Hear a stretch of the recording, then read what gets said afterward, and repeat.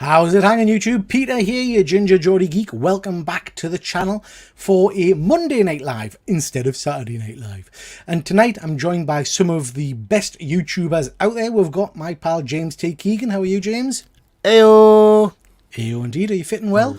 I'm very good. I'm tired from a three movie day at the cinema yesterday, but I'm doing all right. I'm feeling good. I could only manage one tray of nachos. I was hoping to manage a tray per film, but I couldn't do it. See, I have popcorn, and then I skip this middle movie. I don't have anything, and then the last one I finish with some popcorn and some M&Ms. That's how I did it. Nice, very nice, very nice. Good stuff.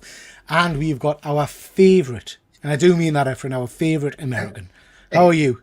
Hey guys, how's it going? When I go to a movie theater, I don't eat anything or I don't drink anything because probably halfway through the movie, I have to go to the bathroom. Yeah, I say forget it. It's an age thing, everyone. It's an age thing, isn't it? Do you know what I mean? Yeah. But do you go to the cinema much? And I've asked you this before about my interpretation of the cinema in America is kind of what I see in movies about people just shouting and I couldn't cope with that shit. I can confirm that. I went to see Daddy's Home on Christmas Day, and it was horrendous. People shouting at the screen. Yeah, I'm finding I'm getting grumpier at the cinema when people are making noise and stuff like that. And yeah. But you're all right at the cinema, reference. You just sit nice and quiet. Yeah, I mean, I enjoy it. I mean, there's people. I guess I just don't listen to them. I just pay attention to the movie. But every time I go to a movie theater recently, it has not been crowded at all. Yeah. So I don't have to worry about it. Yeah. Yep. Good stuff. I went to see The Passion of Christ when I lived in America with a full audience, and there was tears through the whole thing. There were people they were swelling up, so emotional about like Jesus and Mel Gibson and stuff. It was it was the most surreal thing I've ever experienced. I don't even know why I went. I was sitting there with popcorn and everything. Let's go, let's get Jesus, get him. Yeah.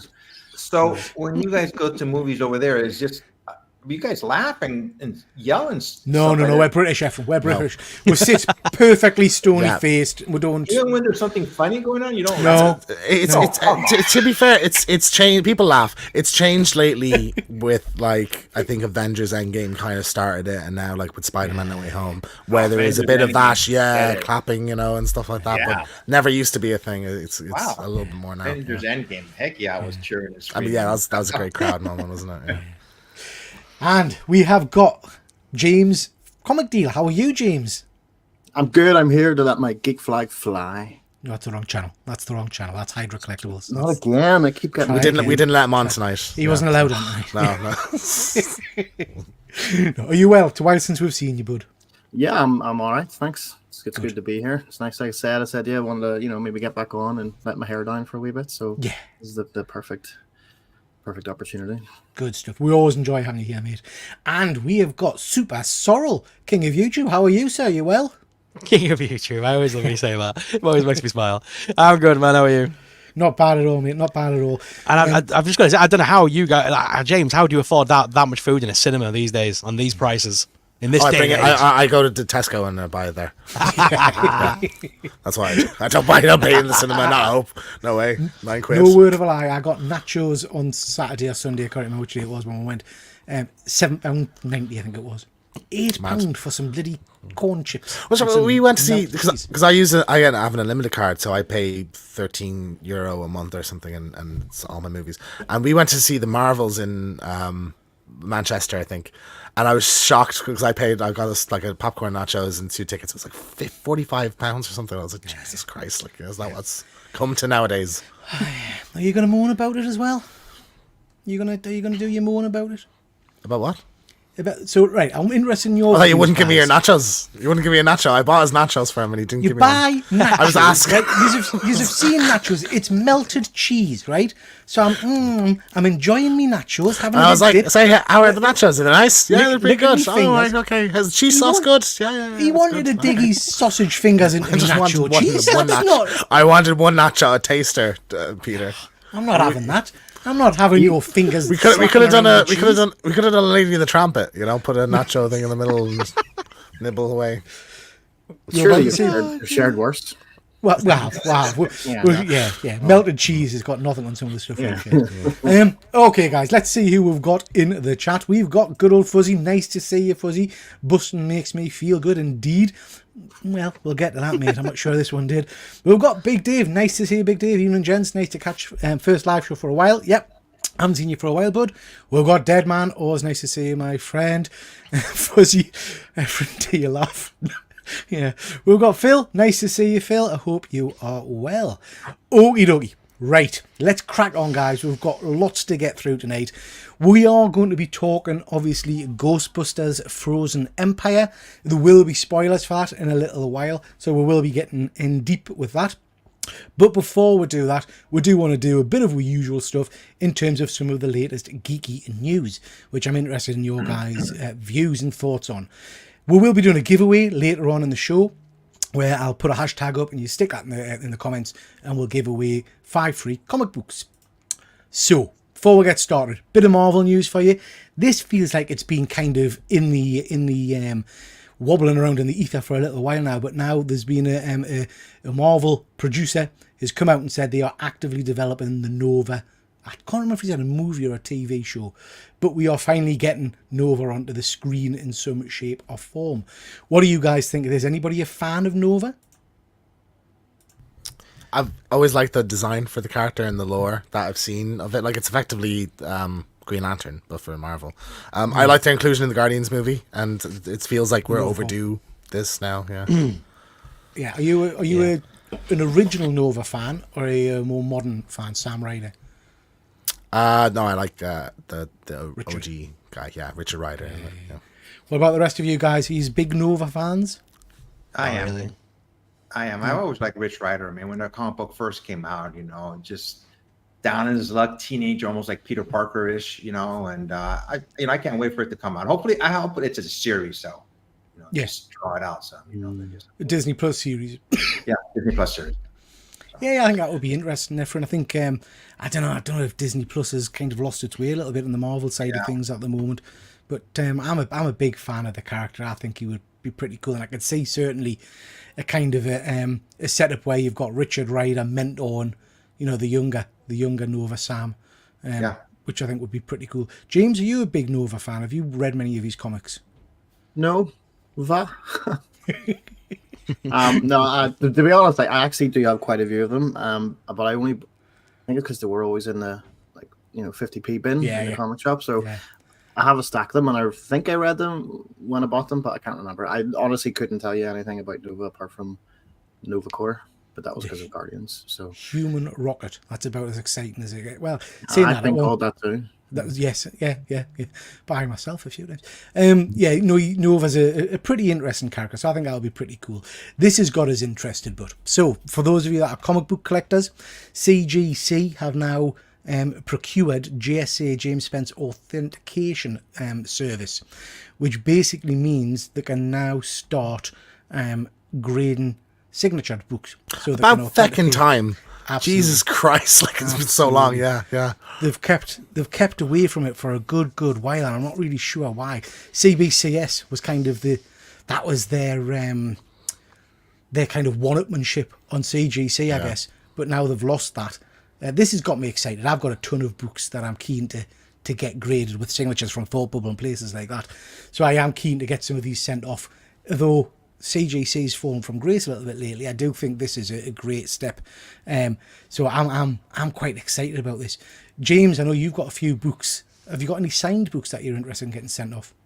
Yeah, I have a good few, and honestly, the fact that they don't do verified has discouraged me from sending stuff in, because I like to get actors to sign like video game covers and stuff like that. So, I particularly have Spider-Man video game actor signed one that I'm like I was thinking about sending to CBCS, but now that they're doing this, I'll just send it to them.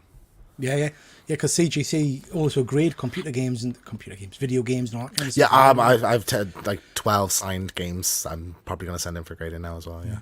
Good. Efren, that'd be good. You've wobbled a little bit with CGC of late. Would this get you to send some books in? I don't know, man. This whole just encapsulating thing. Don't get me wrong. I encapsulate my books, but sometimes I wish they just weren't around. Period. I just like, such a touch a touchy subject, so to speak, you know. And I do use CGC, I do use CBCS. I had the person from EGS on my channel recently, and I sent him some books too. You know, I do like getting my books graded, but it's just some parts of me and just my old-fashioned way. Sometimes I wish I had never heard of them. Yeah. You know? But if I do have a book that's not graded and signed by somebody, I probably will send it to him, and it depends on who signed it. You know? Yeah. Yeah, I've not had anything to do with EG. Is it EGS? Did you say EGS? Yeah. They're based in Florida too. It's a small run operation, but you know, I just decided to give it a try. You know? Yeah. How about you, James? Yeah, I don't think I'm fussed either way. I like the, you know, the raw books, signs. You know what I mean? I have no big sort of rush to get them graded. I'm not fussed on the top grades anyway. So I don't know. Probably not. I just don't understand. Like, I know it makes sense for them to do it for other areas outside of comic books, but they sort of cornered the market in the sort of witness signature, and you know they charge quite a lot of money for it. So I'm wondering, are they going to be taking business away from themselves in that respect, or you know, it seems like a weird move in terms of comics, but I can understand it for the rest of the stuff that they grade. I think Fuzzy's hit the nail on the head. This is a nail in CBCS's coffin.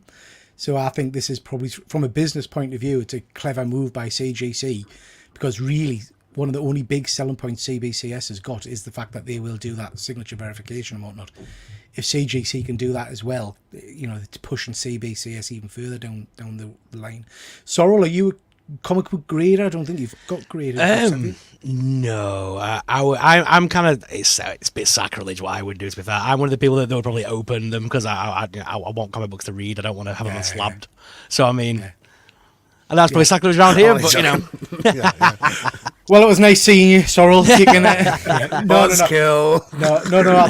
I think a lot of us would agree with you that comic books should be read. Certainly, I'm a big reader of comic books, but there are certain books that that I would want. For example, Efren at the top there has got an obscene book, which is AF-15, First Appearance of Spider-Man. Why don't you crack it open, Efren, and give it a flick? For me, let's have a look. See, for me, a book like that, you want graded just to protect it. You know what I mean? Just to, because you're not going to be flipping through that when you're eating your beans on toast in the morning. Do you know what I mean? And you know, we have access to these books like digitally as well, or facsimiles and stuff like that. So like I think when it's the same, somewhat when it's a sort of historically relevant book, I guess, you know, like an AF-15 or something where there's not a lot of them surviving around, I think it's like it's a good thing.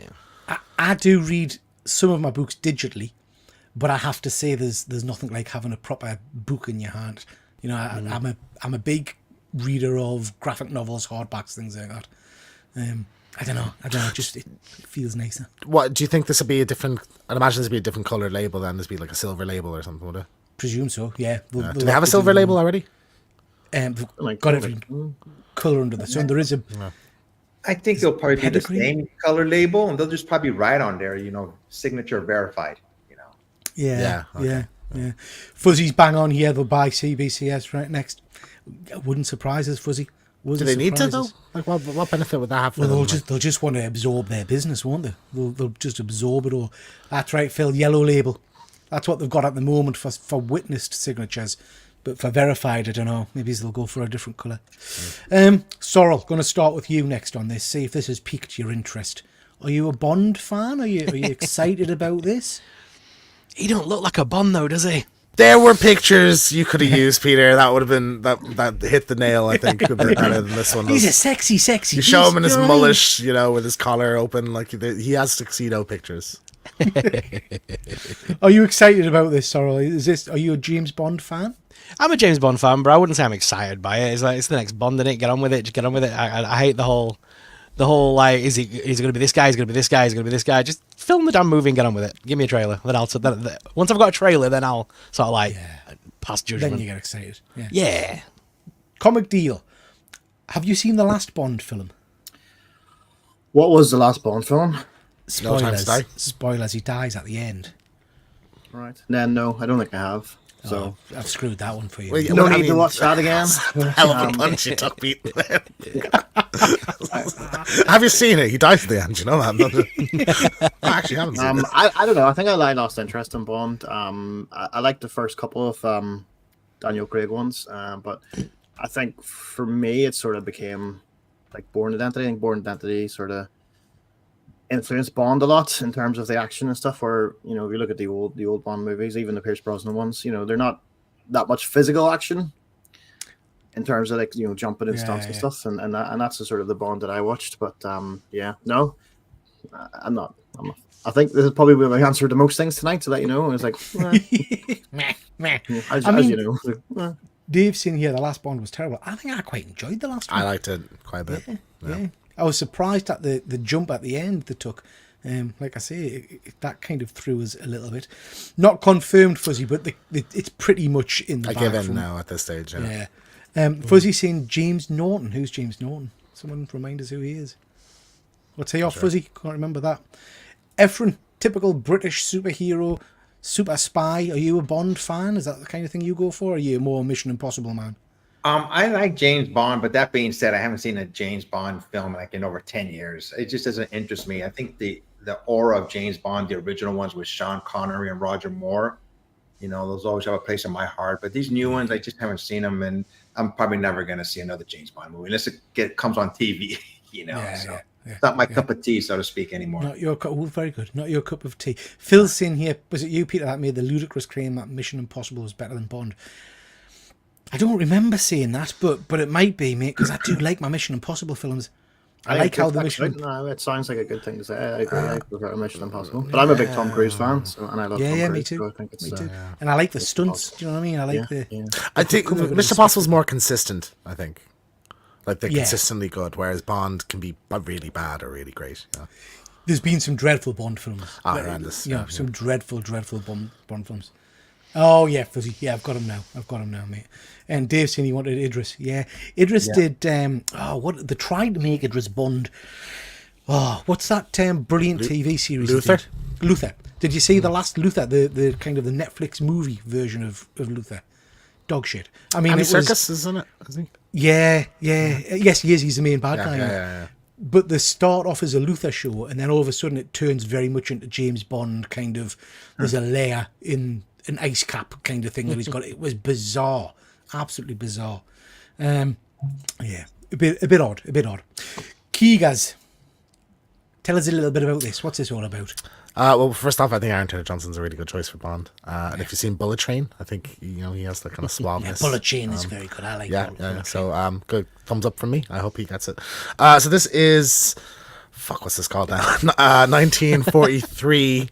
Rise of Hydra. So this was announced a while ago, but it's been kind of officially unveiled. So this is from Skydance Media. It's being led by Amy Hennig, who's the creator of Uncharted, and it's a World War II set Captain America Black Panther game. So all four of these characters on screen now are playable throughout it. There is a trailer now for it. It's just in-game like cutscenes, but it's all running in engine. I mean, like the best looking thing I've ever seen. Like it's in terms of like graphics, like the fidelity of it's unbelievable. They even like had like a technical demo on stage where they showed it's not just like pre-rendered. It actually is like this is what the game will look like. So it looks really cool. Like I think the focus is on the story very much for this. And I'm curious if like maybe the gameplay itself will be a bit shallow because of that. But I really like what I see of this so far.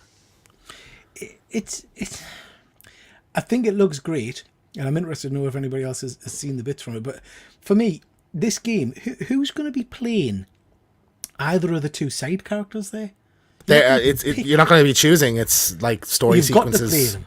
Yeah, so there'll be a sequence where the like Cap's been captured and you're rescuing him as the other guy, the Howling Commando or whatever. Like, these are very story focused. There'll be some harrowing. I think they're going to be good characters because Amy Hennig's a phenomenal writer. Is there a button to push to play that guy's trumpet? That's what I'm into. So if we it was like push X to play trumpet, I'm in. It probably costs like £4 to render that in engine, so I'd imagine like it's gonna be used at some point. It'll be you'll have to pay for it. Yeah, trumpet DLC. That trumpet is how you That trumpet is how you summon the heart of Captain America and heal him. That's his healing button. Yeah. You have to play Reveille on the trumpet. Any of you guys looking forward to this? Any of you gamers? Yeah, I'm looking forward to it. It'll be a good game. Yeah, I think it looks pretty cool. I thought that Captain America looks like Wyatt Russell, USA agent. He I does. thought that, Immediately, yeah. the first thing I thought, Right. yeah. So it's strange. Like Yeah. I miss it. I liked him in was it Falcon and Winter Soldier? Falcon and was Winter it? Soldier. Yeah. Yeah. I'm surprised we've not. I mean, he's going to be in Thunderbolts if that ever gets seen. That shot of him holding the shield with the blood on it was like one of the best shots of any Marvel thing. I think. Yeah. I mean, perfect segue, gentlemen. Perfect segue. Captain America 4. Lots of news about that over the last few weeks. So first off, we had the news that the test screenings absolutely bombed. It didn't do well at all. And then Anthony Mack has come out, I think it was just yesterday or the day before, and said that I've forgotten the guy's name. Who plays Sebastian Stan? Sebastian is not Stan in it, is not in this movie, which seems a strange. And he was a bit like, it's a shame, isn't it? It's like, all right, you're just telling us like there's a thing you don't like about the movie now. It's like, okay. But after they've made such a big hoo-ha about Bucky and Winter Soldier, for him to just not appear in this feels a bit strange. I just kind of assumed that was the natural continuation of their story. But yeah, the DME, the tests of this were diabolical apparently in Freefall a little bit. Are you surprised? Are you surprised at this? Efren, you're a big Marvel fan. Are you looking forward to this? Or? I just don't know about Marvel anymore. Am I going to see these movies? Yes. But, my expectations aren't that high anymore. I just wish maybe they should get like the Russo brothers again to make to be directing, or what's his name? We did Iron Man, John, I'm drawing a blank on his last name.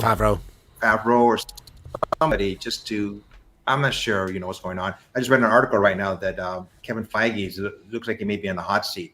They're not happy with the road. They just posted on Instagram. I don't know if it's true or not, but they're saying some stockholders aren't happy with there's the universe is going right now. There's sort of I don't know if you have this as a topic, Peter. There's sort of like a grab for power at Disney at the moment. Yeah, I've not got it as a topic, but I've seen quite a bit of that. Ike Perlmutter is trying to do a takeover. So is he some big billionaire or something that's trying to? Yeah, so he was kind of pushed for. He was the one who like ordered them to not focus on X-Men comics and stuff for a while because they were pushing up Inhumans. He said, we can replace Terrence Howard with Don Cheadle because all black people look the same, that kind of shit. Like, he's that kind of guy. He gave out at a press screening or something because people were allowed to get 2 Cokes instead of 1 Coke. And he was like giving out, this is a billionaire, by the way, like one of the richest men in the world. So yeah, he's Coke. he's not a good he's not a good guy anyway, so yeah. Interesting. What about the rest of you guys? I mean, I'm very much like Efren. I will be going to see this movie, full stop. It's a Marvel movie.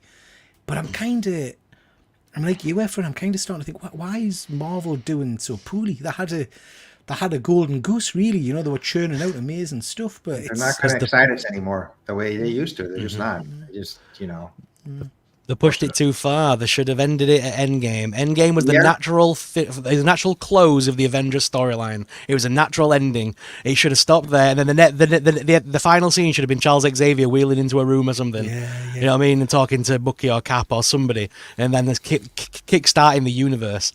Or at least they should have been slowly introducing you to the X-Men throughout the last 5 films. So like when we had the last Wakanda film, Storm should have been there. When we had the Wolverine should have been another one. Just slowly place them in bit by bit, and then have Charles Xavier bring them together. That would have been like a natural progression again of a story. At the moment, it just feels like they're dragging out the Avengers in a phase that no one's enjoying. Yeah. I'll tell you one thing. Most of you guys don't remember this, but when the first Star Wars came out, Episode 4, there was a gap of at least a few years before the next one came out, and there was a build-up, the anticipation.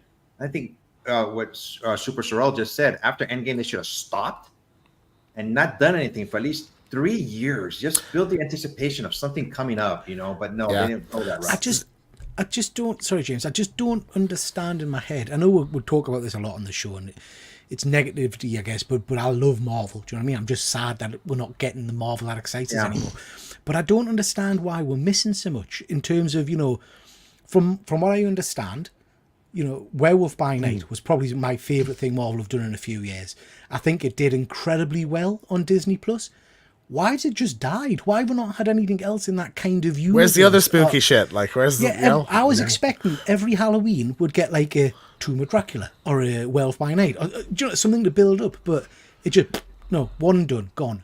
And we'll re-release it in colour. All right. Bizarre. That would have been the perfect ground for them to reintroduce Morbius as well as a short black and white TV movie. Keep that black and white and red aesthetic. And they could have done Dracula, they could have done Frankenstein, because Marvel owns the rights to them all. Yeah. They've got their own versions of them.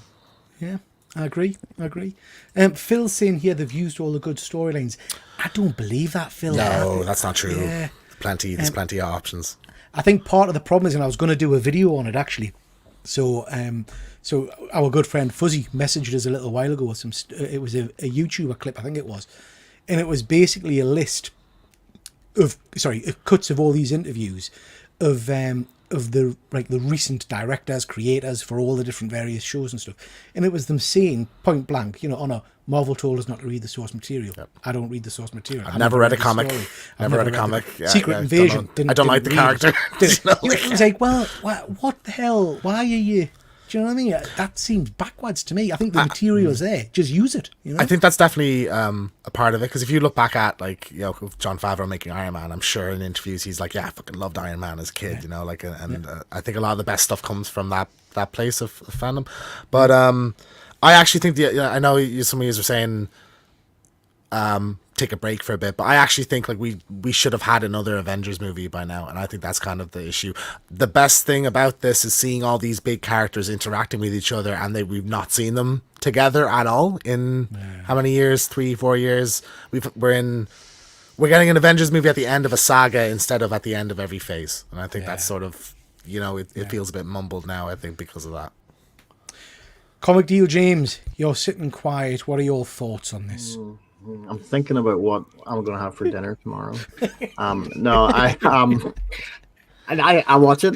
You know, I like yourselves, and like everybody said, I'll watch it. I'll probably go to the cinema to see it. I've seen every other Captain America film, so I'll go to the cinema to see it. Now, what I think, what they need to do, and I haven't minded a lot of the stuff they've put out. So, I enjoyed, Ant-Man 3. I enjoyed Love and Thunder. So, I think I'm in the minority, but I don't mind what they're doing. But I think what they need to do is what they did with the likes of Werewolf by Night or Guardians of the Galaxy, is have characters that aren't that well known anymore, and just get them out there and do it. Because Guardians of the Galaxy, when that was coming out, that was a big risk because nobody knew who these characters were outside of the sort of small percentage of fans. And I think if they do that some more, give it like a refresh the palate with something new, a sorbet between between my dinner tomorrow night. Phil, name some then. I bet you can list many more DC stories. Phil's just trying to get me to say Kingdom Come again because he knows he just wants to fight. Just wants to fight. There's lots, Phil. I can't think off the top of my head, but you've got a whole host of different X-Men storylines. I would love to see, once they've established X-Men, I would love to see Age of Apocalypse, something like that, a proper Age of Apocalypse multiverse type storyline. Fantastic Four have got some amazing stories in there that you can dip in, some of the Doom storylines. There's a lot out there. But yeah, I don't know. I just think they should be using the source material more as a blueprint than they seem to be at the moment. Fuzzy, always more She-Hulk. He loves a bit of She-Hulk. Not looking likely, but Fuzzy is it. It's I think She-Hulk's dead in the water, to be honest. Kraven's Last Hunt. Yeah, that would be a good one, Phil. I like that. Yeah, I'm not sure. Sorrel, I'm going to come to you first on this next one because I suspect you're the only person that's watched season 1 of this because I know I haven't. Goosebumps is going to be starring, season 2 is going to be starring David Schwimmer. Yeah. Interesting. Now, just before we come to Sorrel, has anybody else seen season 1? Because I ain't. And I don't know why I haven't seen it. I don't know why I wasn't more excited about it. Because it looked shit. That's why the trailer was... The trailer actually turned me off. I remember watching it and we were talking about it. I was like, I'm not really... The worst part is you don't even need to see it anymore because season 2 is not related to the first season. Season 2 is basically a soft reboot. So it's bad if Goosebumps is having to be redone after one season. That's how you know it's bad. So it wasn't. It was an okay series. It played off of some of the original source material, but not all of it. And it wasn't Goosebumps by any means. Yeah. They should have just done Goosebumps again. I don't know why they didn't just do the books they haven't done before. Literally, just give us the anthology, one episode, one story thing, like the original show did. Have like an updated version of that theme song and the opening where he's with the briefcase and the things fly. You know, do it. Play into nostalgia. Yeah, and like a lot of the stories they did back in the day, like they only did One Day at Horrorland 1. There's about 5 Horrorland books that they could play on. There's so many Goosebumps stories, or even Point Horror, because it's R.L. Stein. They could get away with including some of those and some of his other works, because they're all basically Goosebumps. Yeah, I mean, so you wouldn't recommend... Well, I don't need to go back and watch season 1. It's not a necessity, but if you want to go in, yeah, you could do it, but it's not really needed. Yeah. Slappy was the best bit of the whole thing. Put it that way. Seeing the dummy again was the best part. Yeah, that's what Eddie's saying. Yeah. I mean, I quite enjoyed the Jack Black movies, to be honest. I quite enjoyed them. But, the second one. The second one's a lot more fun than the first one, isn't it? It is. But David Schwimmer, I quite like him. I think he's a decent actor. I don't know what role he'll play in this, but worth watching. Any rest of you guys, is this something... I find this is kind of little horror stories, but quite tame. This might be your cup of tea. What streaming service are they on over there? But Disney Plus. Disney Plus. Disney Plus. I'll see if it's on Disney Plus here. But yeah, cool. I'll check it out. You know, if it's not too scary, I'll watch it during the daytime as usual. yeah, absolutely. I had an X quotes. filth, mate, filth. Comic Deal, James. I'm going to ask you a little bit about this now. So, have you seen the new X-Men cartoons? I have, yes. The first 2, yeah. I think it's just the first, or is the third one out today, was it? Or is it Thursday, I think. Is it Wednesday or Thursday this week? Yeah, but I've seen the first 2, yeah. So this is the news that I think it's the producer of the cartoon has made some very, very strong hints, basically saying, back in the day, the cartoons used to cross over quite a bit. Wouldn't it be cool if there was a crossover? So he's kind of hinting at the fact that we might get a Spider-Man crossover at some point. Would that be something you want to see? Are you excited about seeing Spidey come back into the animated version? Yeah, all those crossover episodes were pretty good. I remember the X-Men ones there was a crossover of Captain America. It told a story about World War II with Wolverine and Captain America. I think it was in one of the original series. And they were always fun. It's always good seeing other characters cross over into it. So, yeah, get all the Spider-Man in, bring them all in. Did you enjoy the first 2 episodes? I did, yeah. Thoroughly enjoyed them. Yeah, I don't know. I enjoyed it. I will be watching on. It didn't necessarily blow us away, but I certainly would watch on, I think. What about the rest of you guys? I presume everybody's seen it by now. I haven't seen it. You've not seen it yet, Efren? No, I'm watching the original series again first. Oh, yeah, you said. I watched the first one, really enjoyed it, so I just haven't got a chance to watch the second one. I want nothing more in this world than for them to bring Spider-Man back, like that series. I so much of my favorite thing as a kid in the world. The press this has got, James, the press this has got, and the positivity from the fan base, they would be mad not to try and bring that Spider-Man series back if they can. If they can get the license and sorted and all that kind of stuff. No, they have the rights to the rights animated series. Sony only has it over 40 minutes or something like that, so they can make that if they want to. They are doing a Spider-Man's TV series as well. Yeah, they're doing freshman year. That's the only thing is do they want to have We've been talking about that for years as well. Yeah, that's supposedly this year. At one time though. Yeah, I don't know. But, like X-Men ended in like a place where. Well, that's a nice place to leave it. Where Spider-Man literally had another season planned and didn't get it, And we know like what that story was supposed to be. And like John Semper, who created that series, has said he is absolutely up for doing it. I think all the cast would be delighted to come back to that. So like I'm sure it'll happen at some point. I really hope he gets a cameo in this at the very least. Like I want to see him at some point. I don't think the producer would have hinted at it so heavily without something being. Yeah. He's not gonna. What do you think, Sorrel? I can't say what I was going to say because James, that's in the second episode. Damn it.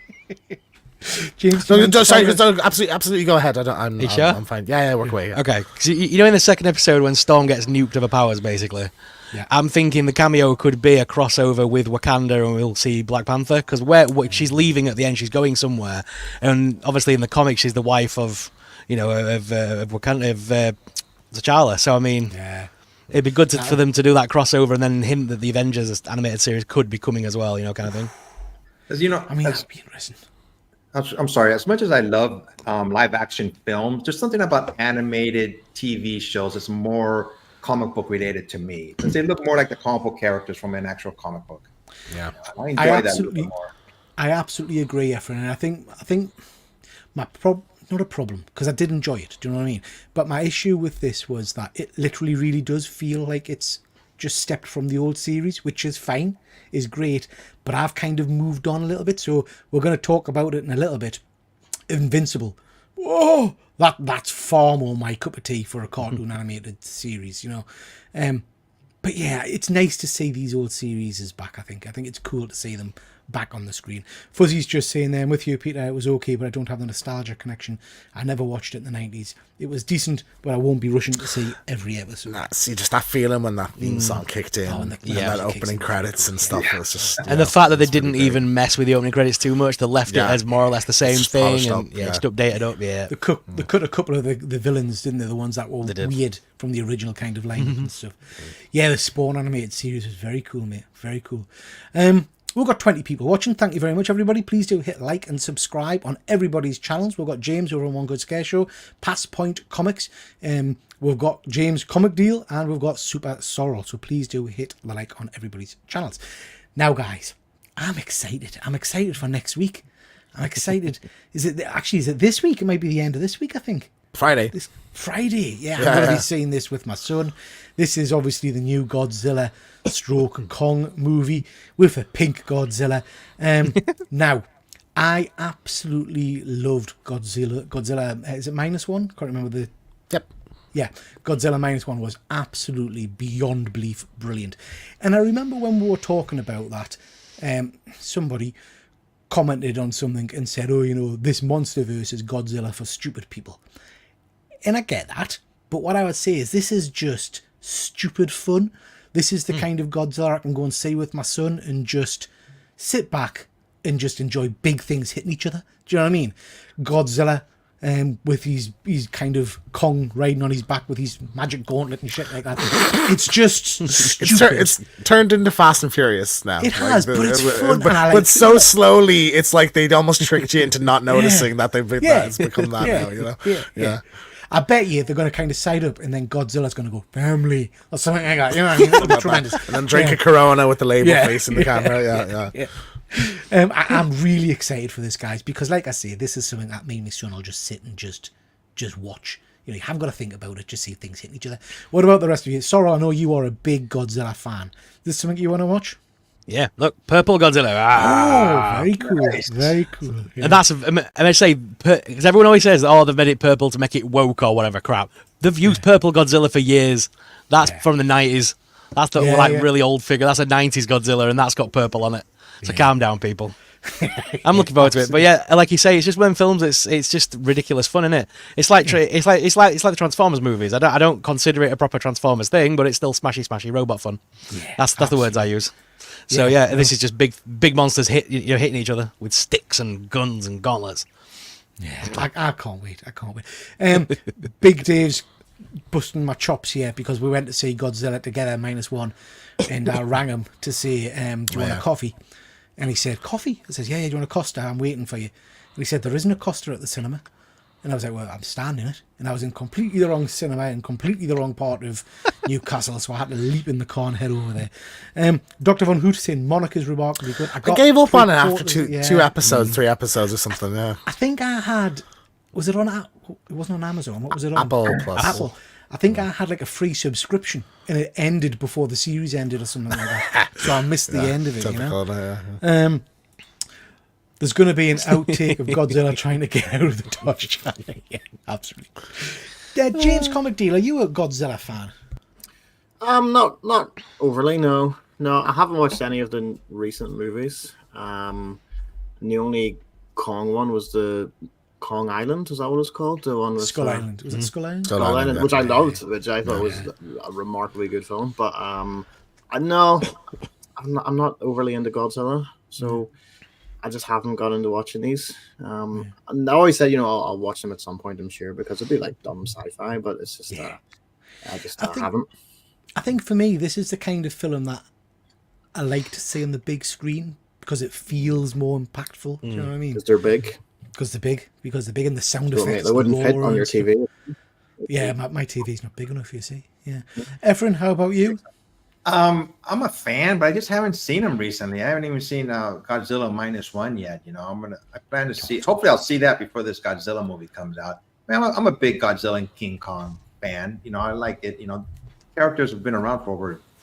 King Kong's been around since the 1920s or something like that. When the very first King Kong came out. 30s, 36 or something like that. I think. Yeah. You know, and just that longevity of them. You know, and people like them. And for God's sake, they finally won an Oscar for Godzilla last month. I go, that was great. Yeah, you know, you can see the enthusiasm of the people who produced it and directed it when they won their award. You know, that was awesome. You know? And James T, I know you're excited about this. Yeah.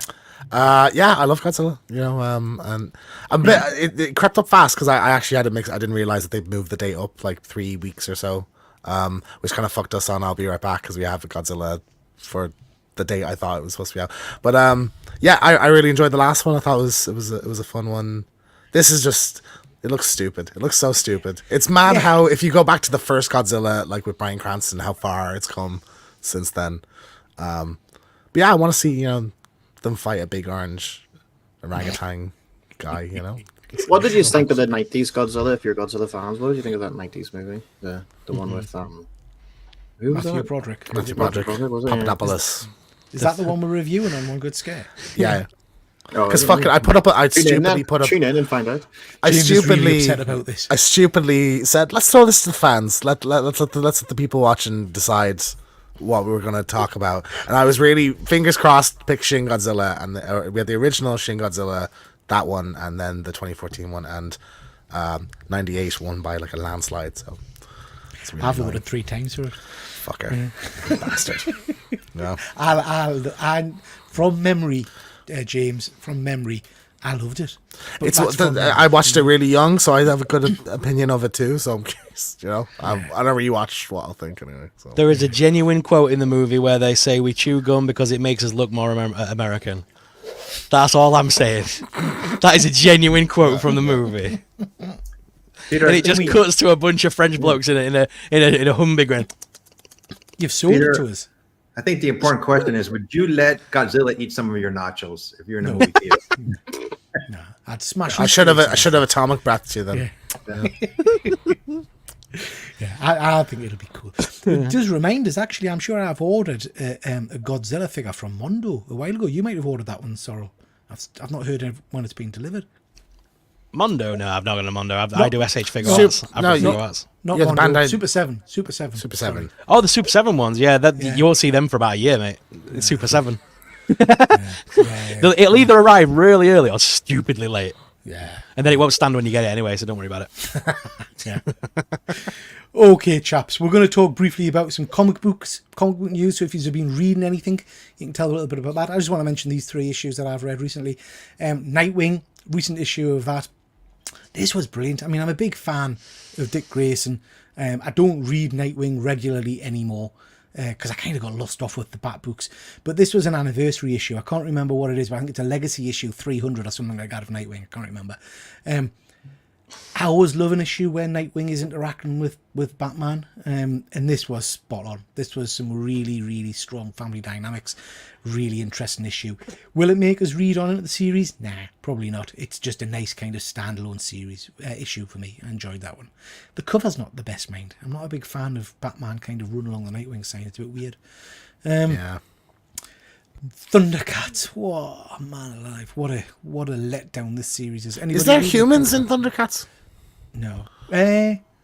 She's a human on the cover there. No, she's not. She's a cheetah. She's got a human face. I thought everybody was a big fucking freaky cat person in that series. No. No, that's Chitara. She's we've seen her in the Nud. She's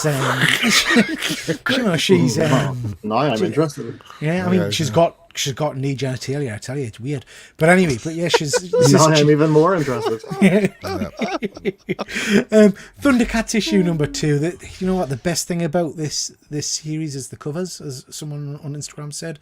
The storyline's not good. The internal art is cack. It's just so disappointing when we're coming off the back of such a friggin' amazing Transformers series by Daniel Warren Johnson. This should have been right up my street. Thundercats is my favourite 80s kind of cartoon toy property, but it's just not doing it. I will continue to read it for a bit, but... Are people kicking up a fuss about it? Yeah. Is there lots of people are like, this is dog shit? Yeah, Like, we hate it's not it. gone down well. I think initially the first issue, lots of people focused on the artwork because the artwork is pretty ropey. Second issue, people are starting to say, actually, this storyline's just not particularly good. I will continue. Like I say, I'll give it at least 4 or 5 issues before I make a decision. But yeah, it's just not. Who's the artist on it? Is it Tree Moss? It's Declan Shalvey, isn't it? Shut up. I thought it was Declan Shalvey, and I went and spoke to him at the con. You're just winding me up, aren't you? Yeah. No, he's yeah, it's a shame. It's a shame. AWA, Little Black Book. This was quite an interesting story. This is about a young guy and his pregnant girlfriend who are living in kind of squalor in the States. And then his dad, who he's been out of contact with for a long, long time, passes away and leaves him this big fancy house. And when he goes to the house, he basically works out that his dad's not been a good guy. But he's got this little black book which has got all kinds of names and things like cleanup crew and stuff like that. Pretty shortly after that, his girlfriend's involved in a car accident where she knocks somebody over, and he uses the little black book to kind of phone someone who comes in and just removes the problem for them. It's interesting start, quite like the little kind of crime element to it. This would make it an interesting TV series, I think. So yeah, I enjoyed that. It was quite cool. Just before we jump to you guys, 113 will be the Legacy 300. Yeah, that's right, mate. That's right. Eddie's saying he loves the Thundercats cover. Yeah, the covers are great. Just a bit of a shame about the rest of the book. Von Hoot Thundercack. Yeah. Pervy Pete is best Pete. Hashtag Pervy Pete. Oh, good. We've got a trend starting. That's got to be the giveaway. Hashtag Pervy Pete. Yeah. You gotta keep that for later. We could call you Pee-Pee. Sorry, Fuzzy. Snarf isn't until issue 3, mate. So next issue we'll get Snarf. You're right. Look at that obscene amount of books sold for this Thundercats book. It's just obscene. Oh. Okay. Efren, have you been reading anything that you wanted to mention? I agree with you on the Nightwing book. I have been reading it. I think I remember that issue. Batman and Nightwing, they have a heart-to-heart talk, and Batman tells him, you're my son and all that. So very heartwarming. But it's a good series. And there's one series, Peter, I got to apologize. I gave it a thumbs down without even reading it, and you chastised me. Sentry. I finished reading it, and I apologize to you. It's a good story. Yeah, it's kind of I made this thumbs down without even reading it because of the character of Sentry, the way they treated him in the Marvel comic universe. I go, how are they going to make this any good? But it was a good storyline.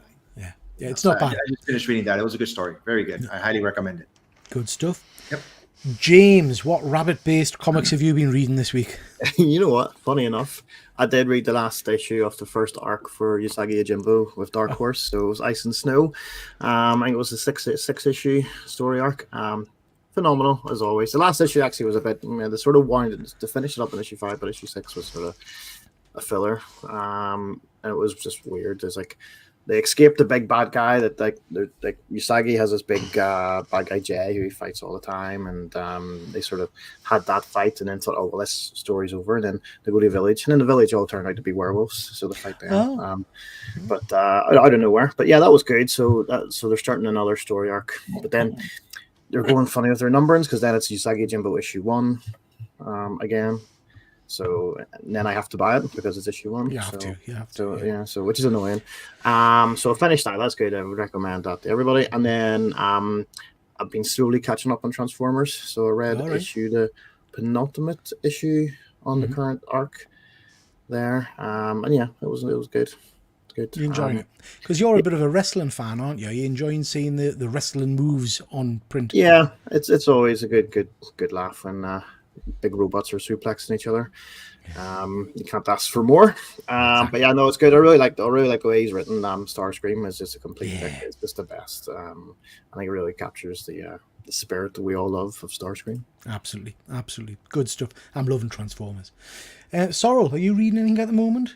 Yeah, this week I really enjoyed Batman 89 continues with Echoes. Not read it yet. That's been good. You know, already, actually, yeah, it's the introduction of Harley Quinn in the sort of 89 universe. So, for people that don't know, imagine if Keaton and Jack Nicholson's characters continued and there's more stories, and it's set in that universe, basically. And they've got, like, I like the style of, like, how they would have brought Harley Quinn, like, the style of Harley Quinn back then I like that. That's so cool. And obviously, they're introducing Batgirl now as well, so that's cool. So, I enjoyed that one. And, of course, I've got to get my favourite comic of all time, Elvira. You can't beat a bit of Elvira. Yeah. She's currently on a... With, what you call him? Lovecraft. HP. Yeah. I've read the first issue, I haven't read the second one yet. So yeah, she's answering the call of Cthulhu in this one with H.P. Lovecraft. Yeah. Going on some wacky, crazy adventures. We've recommended it before. I think it was Fuzzy that got us into these Elvira books. But I recommend, if people haven't read Elvira, because I was naive to the character, I have to say. If people haven't read it, because I know James Keegan... My ears perked up there now when you said Elvira. Yeah. Go back and read some of the last year's worth of books, because some of it's just so much fun. The Dynamite run has been dynamite, no pun intended. Excellent. Like, she's such a fun... Just a fictional character, Elvira, like, in the world that she's in is so much fun. Was it the last story? Away by the art. Do you know, I think it was Elvira in Monsterland, and it was like each issue was vampires, or the next issue was werewolves, but it was werewolves from all the movies. So you got Michael J. Fox, and you got Jack Nicholson even. It was just stunning, absolutely stunning. Loved it. Recently, she went up against all the Draculas, basically every Dracula movie Dracula's ever been, and she kind of went up against all them. So that was a really cool run as well. Yeah. I enjoyed it. Very, very cool. James, have you been reading much, or are you? No. Have I read? I read one thing. I read just because again I'm back in a Scooby-Doo mood lately. I read Scooby-Doo team up. So it was a Harley Quinn, Poison Ivy kind of team up thing. That was kind of fun. So I might read a few more of them, see what else there is of that. Good stuff. Fuzzy is just saying the Infernals was tremendous again. If anybody's not reading Infernals, pick that up. It's on to issue 2 now.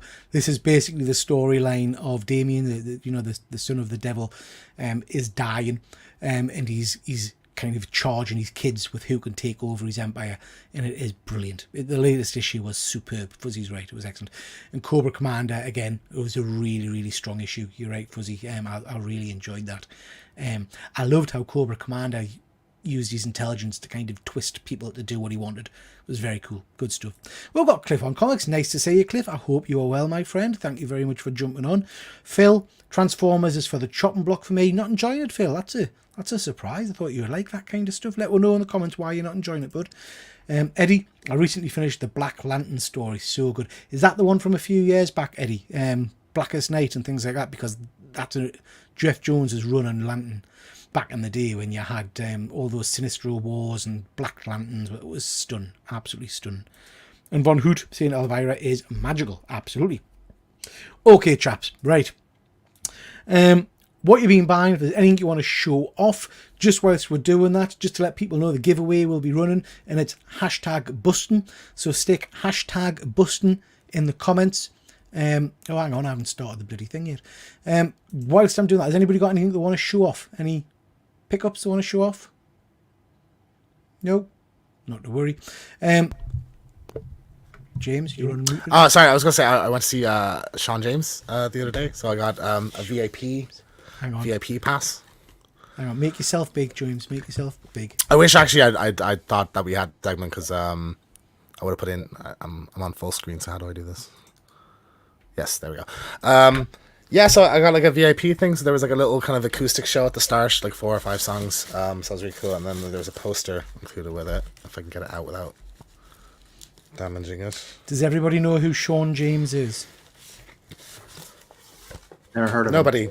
Most underrated musician of our time, I think. So that came with it. So I got it's the I Want More tour. Phenomenal. Every time I go see him, he's better and better. I actually got like serious like post-show blues afterwards, and I kind of wish the Dublin one was a bit earlier, because I would have gone to one of the later ones. But he did Newcastle the other night, and then I think he finished up with Glasgow last night. But incredible musician, incredible show. So I'd recommend next time he comes around, if people check him out, or check him out on Spotify. It's great.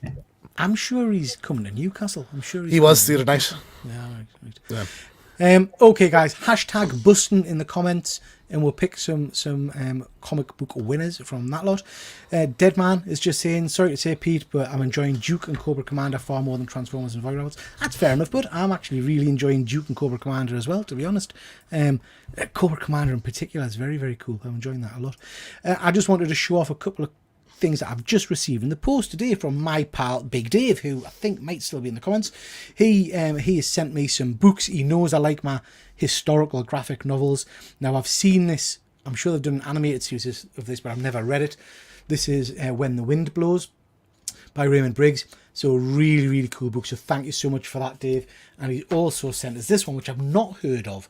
This is again by Raymond Briggs, Ethel and Ernest.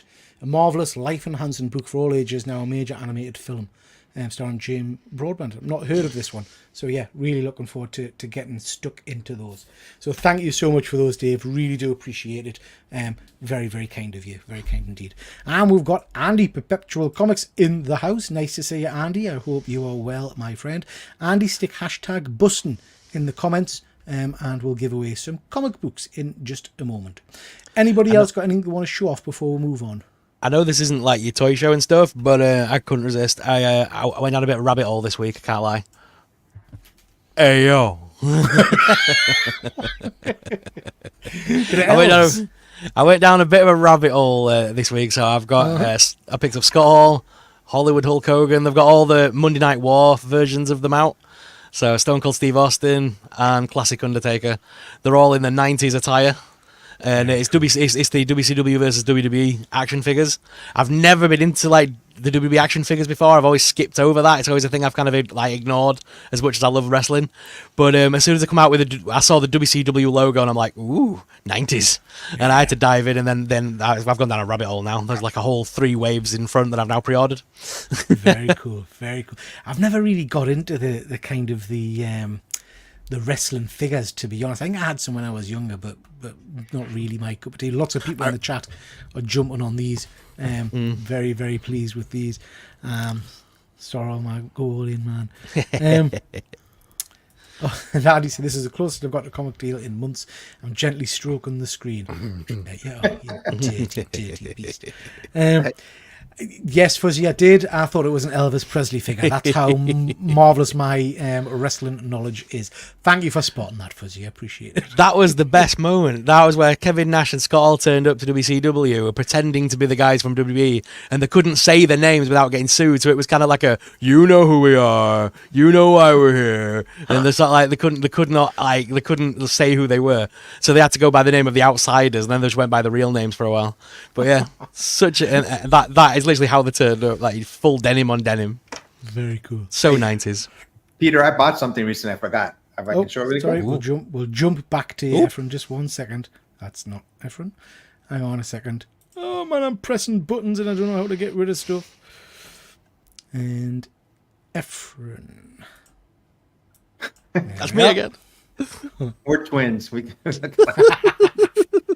So I usually don't buy action figures or toys anymore. I just stop. But this is one of my favorite characters. They introduced her about 2 years ago now. I mean, she's been around the Marvel universe for a long time, but I just wanted to get this one. It's a Hallows Eve. Oh, I love Hallows Eve. I haven't opened it yet. I got 2 of them actually. I'm going to open it, and I just love this character. I mean, anybody's aware of it. Yeah. She wears a satchel and right there, and whenever mask she pulls out, she puts on, she basically becomes that character. It could be a werewolf. It could be Dracula. She put on a Hulk mask, and she became the Hulk. It's powerful. She did a Captain America one. So this is a really cool character, and here's the back of it. Love that figure. Sorrel, you've got that one, haven't you? I'm sure I've seen that on your show. I haven't done it yet. I've got it on pre-order. I'm still waiting for it to arrive. I got that one, and I got the Jack-o'-lantern as well. I got both of them. Yeah, it was a pre-order. It just came in yesterday, so so it's probably beginning in the next week or 2. Yeah, so stunning figure, stunning figure. And I'm again just a big shout out to Fuzzy, Fuzzy of the Dunlop, who's in the chat, because he sent me her first appearance as an EOK. So massive thank you to Fuzzy for that. Love that character. I think she's got legs. I think she's gonna go far. I think she's a cool character. Yeah. Okay, guys. Hashtag busting. We've got 20 odd people watching, only 12 entries, so last 30 seconds, and then we're gonna draw this, and we'll give away some comic books. Okie dokie, here we go. 5, 4, 3, 2, one. Good luck, everybody. Let's see who will get winning today. Whoa. And our winner is Big Dave. Good stuff, Big Dave. Pleased for that, Dave. Well done, bud. Well done. Okie dokie. So let's pick some comics for Dave. I'll make myself big this time. There's too much clicking and technology and shit going on here. You know, I'm getting myself there. That's Efren. That's me. Right. James Keegan. Tell us when to stop. Stop. Front or back? I'm not. I don't do that to you. Leaving you go for front, please. Front. Yeah. Oh, that's a shame. It's dog shit. Sorrel, tell us when to stop. Stop. Front or back? Back. Oh, that's nice. Bit of crotch action. James? Stop. Front or back? Front. Efren? Front or back? Stop. Front or back? Front. Ooh, shiny. And James T, last one. Sorry. Okay, stop. Sorry, stop. Didn't you just say you don't leave him hanging? Stop. Front or back? Flick forward 3 and then pull 1. Right. Yep. That the one? Yep. Can someone just clip that just so we've got a thing of Sorry, I was in my own stroking the universe. comics? Right. Okie dokie. Here we go. So your first book, Dave. Ooh, this is nice. I think you like this series, actually. This is A Righteous Thirst for Vengeance, issue number 1 by Rick Remender. A really, really cool series, that. Very, very cool. I enjoyed that one. Good series. Next, we have got some shiny Green Lantern. Don't know what's in it, but it's a Green Lantern book. Next, we've got DC Pride. Heroes Are Better Together. Never read it. Next, we have got a bit of Spider-Man crotch action. Look at that. That's nice. Nice bit of amazing Spider-Man action for you. And then the one James picked for you, I think you're going to like this one. Comic Deal will like this one almost, because it has got rabbits in it. This is Captain Carrot and the Zoo Crew. I'd be happy if I was Dave. Yeah, I'm sure you would. Dave, I know Dave well. Dave's the kind of guy that'll enjoy a bit of a Captain Carrot book. I know he will. Yeah. I don't like carrots, though. So. So, Dave, I was going to say drop us your address. I'm sure I'll see you, Dave, at some point, but I'll post them out to you unless I'm catching up with you. I know we're going for a coffee at some point. Okie dokie. Right, chaps. Going to just quickly rattle through some of the stuff we've been... yeah, he's not a big fan of Captain Carrot. I'm going to rattle through some of the stuff we've been watching of late. A couple of trailers we've watched. Want to start off with this. This is the Aliens Romulus trailer. Who's seen this? Any of you guys watch this one? Mm-hmm. Yeah. What do you think? Looks like aliens. Which is a good thing. It's a good thing. It's a good thing. But it pretty much is a spaceship, base huggers, people getting, throat fucked. So, yeah, great. Yeah. I think I'm excited about this. Efren, are you an Aliens fan?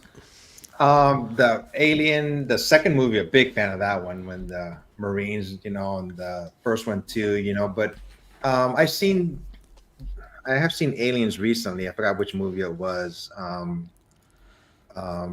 Prometheus one, I believe. That's the last one that I've seen. But yeah, I mean, as long as it's a good movie, I'll watch it, entertaining, but it's to the point where, been there, done that. I'm not sure what more they can add to a new movie. But if it's a good script, who knows? But we kind of thought that about Predator, didn't we? And then we got, Prey, which was just outstanding. Yeah, and this is in the same can because this was going to be a Hulu movie the way Prey was, and they said, "Now, fuck it, we should put it in the cinema this time." Yeah. I've been reading. I think Prey was doing something new where they were setting it in a period that we haven't really seen. Whereas this just looks the same. Which again, like I love all the Alien movies, and even Prometheus and Covenant were better the second time around, I thought. But it just doesn't seem, maybe there will be a new twist into it that we're not seeing. But I think more so this is a back to basics kind of approach, and that's why I feel like Prey sort of is, where it's like one predator for the whole movie. But like Fede Alvarez is directing this, is an incredible director, and like I think this will be like another scary alien movie. Yeah. I love some of the imagery in this, like the cinematography looks excellent.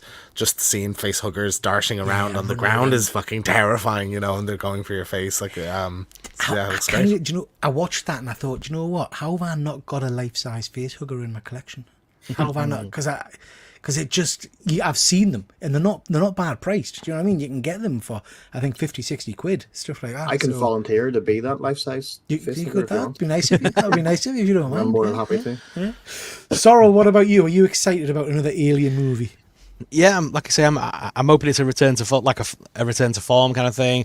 It always depends whether they're going for an Alien or an Aliens movie. So are they going for the Marines blowing shit up, or are they going for the scary alien in the dark? Yeah, you know what I mean? This is Alien Romulus, I believe. Yeah, so yeah, scary. Like, it's set between 1 and 2, isn't it? So it's post first film. So, and this is the first one on Disney's watch as well, isn't it? Yeah. Buena Vista Entertainment that's distributing it. Yeah. that's an unfortunate comment to make on this this particular show, Fuzzy. What's that?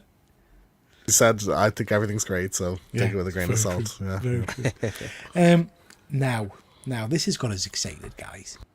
This has got us excited. This is Beetlejuice. Yeah, this is the teaser trailer. I think this is going to be great. You know, I really, really do think this is. I've got faith. And I don't know whether I'm just trying to convince myself because I need this to be good because I love the first one. What do you guys think? Are you excited about Beetlejuice? Efren, you must have been around for Beetlejuice the first time around. You must have enjoyed that back in the day. I mean, I'm excited about this movie that is coming out. I told Peter, I seen the trailer, and what I liked about this trailer is they didn't give a lot away. You know, we know he's coming back, and they just showed snippets of the movie, and that was it. So I really don't like trailers that give away basically the whole plot of it. Yeah. So yeah, I'm looking forward to this. It's been over 30 plus years since the first one came out. Yeah. And Jenna Ortega, I think it's a great choice for Winona Ryder's daughter, you know. So yeah, I'm really looking forward to this. And hopefully, you know, Tim Burton's back. So hopefully, you know, they'll do a good job of it, you know. So 30 plus years. Yeah, Eddie's saying he's got no ties to Beetlejuice, and is it a comedy? I'm hoping you don't need to have ties to the original. Do you know what I mean? I think you should be able to just go into this and watch it without necessarily having the backstory to it. But it's not like there's 10 different movies it to is catch up on. You know, you can just like there's no reason not to watch the first one before seeing this one. I think. You know? And just for Keaton's performance alone, do you know what I mean? Because Keaton, you know, and yes, he looks older and more wizened there, but he's still got it. Do you know what I mean? As far as I'm concerned, he looks the part. What about the rest of you guys? Sorrel, is this something that interests you? Oh yeah, definitely. I'm looking forward to all the stupid sorry, my stutter's kicking in. Stepdad jokes that he's going to clearly make in this film. Yeah, because you can almost hear the "I almost married your mother" kind of comments in the. You know, do you want some deadly advice? Yeah, you can almost hear that kind of comments coming out of him. Yeah, absolutely. So it's going to be ace. I'm with you, mate. I think this is going to be fun, absolutely fun. James, Comic Deal, are you a Beetlejuice fan? So you know what? Like most things, I remember liking it when I watched it, and I remember watching it a few times as a kid. But it's been a long time since I've watched it, and it's one of those things where I don't think I want to watch it in case I don't enjoy it. Yeah. So I will end up watching the second one. But you know, I can't say of any sort of emotional investment in it. So yeah, and that's fair enough. I sometimes worry about films in my head that I've got a lot of nostalgia for, about going back and rewatching them, because I mean, I'm just going to say it, guys, and don't shoot us, but I went back and rewatched the first Ghostbusters movie, and it wasn't that great. Oh, no. It wasn't, I agree. None of them are great, to be honest. Yeah. I've tried that multiple times. It just doesn't work. I just wanted to mention this, guys. This is Invincible Season 2, Part 2 of the second season. The latest episode was friggin' phenomenal. Any of you guys watched this yet? Not yet. Oh, God. It is just, it's exactly what I want from Invincible. If you've read the book, you know how brutal this series can be. This just dials it right up. I mean, if I say that, you've got a scene where this character there that you've got on the screen there, he's missing a hand, and he's basically punching someone's face with his bony stump until his hand is. It's just amazing. Love it, absolutely. Really, really do recommend people check that out, because it's a spot on show. A couple of people in the comments, just quickly jump to them. We've got, it was good in the 80s, but I also used to make big batteries in the 80s, so who knows? It's a great point. Eddie, Invincible is amazing. It is. It's spot on, bud. The OG Ghostbusters is rough, really rough. Oh, I gotta watch it again. Yeah. I'm going to come to Sorrel and James because we've had the trailer for the Acolyte. Is that right? Acolyte? Yes. Yeah. I don't know what the hell was going on. I don't know what was happening in that, but it looked fun. Tell us what I need to know about this and whether it was exciting for you guys. I think it looks awesome. It's 100 years before the Phantom Menace, so this is the High Republic era. So there's been a big push for this in the comic books and the novels and everything. This kind of era of it. It looks really cool. I think there's like a focus. It seems on like martial arts is kind of an element for the Jedi. We're gonna get big Jedi battles. It looks like in it, like the scenes were multiple of them. There's some kind of dark side user involved in this, but I think within the lore there shouldn't be a Sith character around at this point, or like, you know, he'll have to kill everybody that sees him, I guess. But I'm loving the look. The cast looks great. You know, like the sets look good. Looks good. I'm happy. Yeah. Sorrel, what about you? Yeah, as I said, as James said, I'm really excited for it. It looks good. It's the High High Republic era, which they've been pushing for a little while now with the comic books and graphic novels and all that stuff. It's been good to read so far. So I'm excited for this new story. And like someone said, Wookiee man bun. Can't wait for that and seeing a Wookiee as a Jedi. I'm not sure that's quite what they meant, Sorrel. I'm not sure they're as positive about it as you. And we're talking Star Wars, so Dave is jumping quickly into distance from Disney. Yep. True to form. Big Dave doesn't like Disney's take on Star Wars. Anything can be good. It could. Anything can be great. Anything can be terrible. Like Disney don't gave just say, what Andor. Disney gave what Andor. And Rebels But thing is, though, Disney don't stand over them like the evil overlords people think they are. Lucasfilm is still Lucasfilm. Marvel is still Marvel. Disney just keep the lights on. They don't stand. Like Mickey's in there whipping them, going, "Work harder, work harder, get more movies out." You know what I mean? It's not like that. I think I'd pay to see that. That would be fun. Wookiee demand one. People demand it. James and Efren, you guys excited about this? James, I don't know, you're a big Star Wars fan. Yeah, I am a massive Star Wars fan, and I mean, I am excited. This is as excited as I get, obviously, so you can tell. But yeah, I mean, like all Star Wars stuff, I'll watch it, I will consume it, and I will enjoy it, no matter how bad it is. Yeah, but it looks good. It looks interesting. I haven't actually read a lot about the sort of years ago and all that era and stuff in the Knights of the Old Republic games that everyone loves. They're set before it, or they aren't? Is that how many years ago? Those are thousands. Those are like 20,000 years or something. So, but all that sort of period before the sort of Phantom Menace and stuff, I haven't actually, enjoyed a lot of that or read a lot of it. So I don't know. So it's new and it's fresh and I like it. So yeah, I'm all in. Stuff. I'm excited. Look, I'm almost smiling. I can see that. I can feel the excitement just pulsing. Pulsing. It's gone. Efren, we know you're a big Star Wars fan. You excited for this? Yeah, I'm interested in it. Hopefully it'll be it's going to be a series, right? Not a movie. Yeah, it's a series. Yeah, series. Yeah, something I don't know much about, the Star Wars films, their history. He said it's going back 100 years, right? Yep. Is Yoda going to be in it? Yeah, he'd be around, so he'll probably have a cameo in this, or be. He might be just full-fledged a character. Yeah, we'll see. How it is. Yeah, but I'll be watching it for sure.